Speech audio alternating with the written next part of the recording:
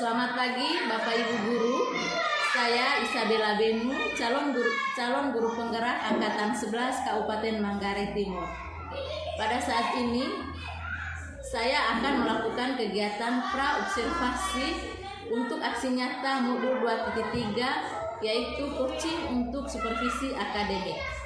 Video kali ini saya ditemani oleh rekan sejawat saya, yaitu Ibu Marcelina Prasetya Yosmiantus.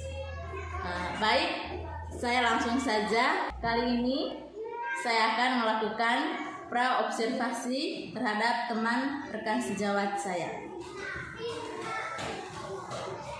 Selamat pagi Ibu Marcelina. Bagaimana kabar pagi ini Ibu? Baik Ibu, jadi pada kegiatan ini kita akan melaksanakan kegiatan pra-observasi. Baik Ibu Marcelina, tujuan kegiatan pra-observasi ini yang saya lakukan untuk Ibu, supaya ketika Ibu nanti melaksanakan pembelajaran di dalam kelas, saat observasi oleh saya, Ibu sudah bisa menjadi lebih siap. Itu tujuannya. Baik Ibu, untuk kegiatan pra-observasinya kali ini ada beberapa pertanyaan yang ingin saya sampaikan kepada Ibu Marcelina. Boleh ya Bu? Baik Ibu, berkaitan dengan pertanyaan pertama, terkait dengan tujuan pembelajaran yang ingin Ibu Marcelina capai, kira-kira bagaimana Bu dalam proses pembelajarannya nanti? Baik, jadi tujuan pembelajaran yang akan dicapai pada proses pembelajaran saat observasi nanti, jadi nanti materi yang akan diajarkan adalah topik C tentang perjuangan kemerdekaan dan juga sikap-sikap dari para tokoh.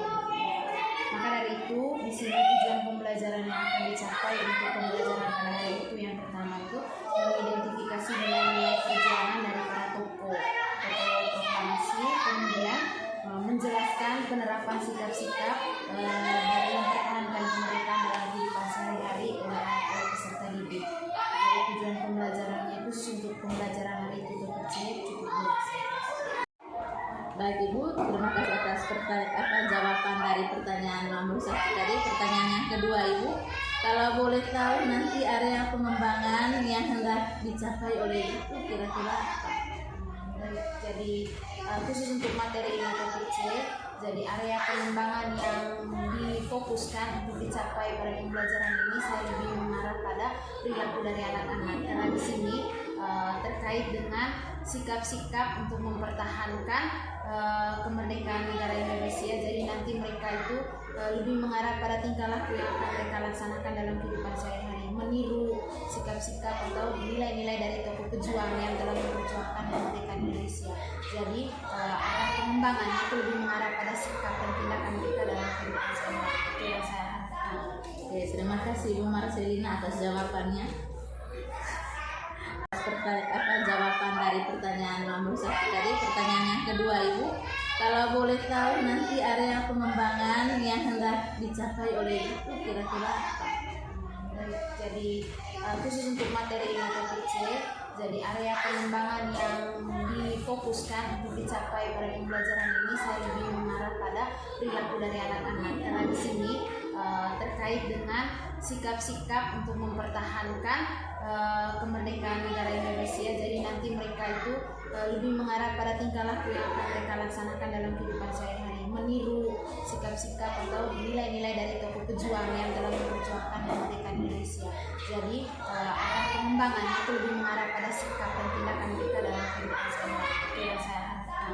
Oke, terima kasih Ibu Marcelina. Berikut Ibu ada pertanyaan yang ketiga. Nanti kira-kira dalam proses pembelajarannya itu kira-kira strategi yang dipersiapkan Ibu itu kira-kira bagaimana?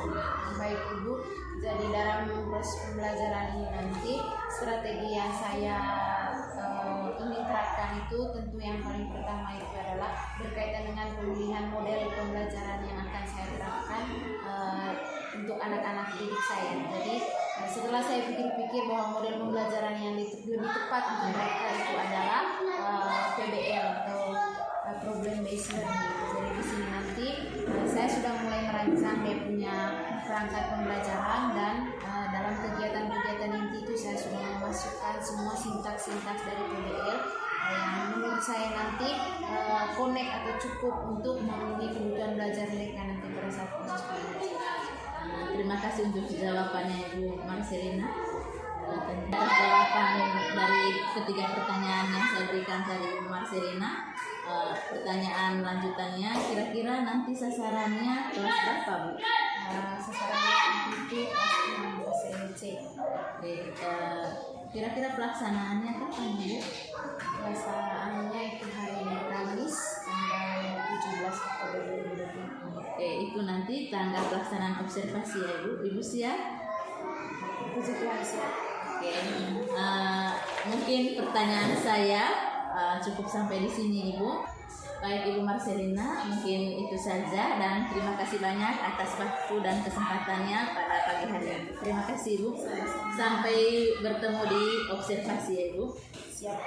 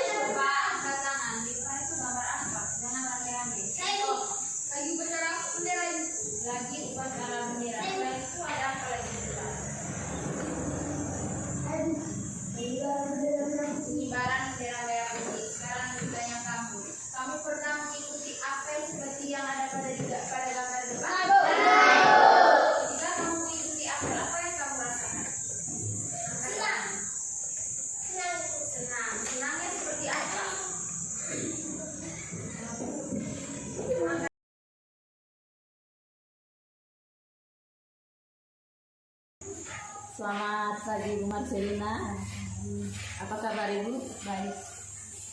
Ibu, pada kegiatan kali ini, kegiatan pasca observasi kemarin Ibu, kita mau berdiskusi yang berkaitan dengan pembelajaran kemarin yang Ibu sudah laksanakan di dalam kelas.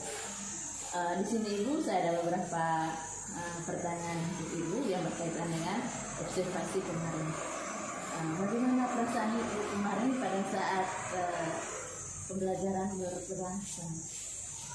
Baik Ibu, kalau ditanya tentang perasaan yang jelas, secara pribadi saya merasa senang dan juga tertantang, karena senangnya begini, dengan diadakan observasi saya bisa mengetahui juga apa kekurangan-kekurangan saya berdasarkan masukan dari Ibu, dan tertantangnya karena di situ saya harus menyesuaikan antara apa yang sudah saya laksanakan dengan apa yang harus saya laksanakan. Baik Ibu, kira-kira bagaimana perasaan Ibu ketika diamati atau diobservasi oleh saya kemarin Ibu?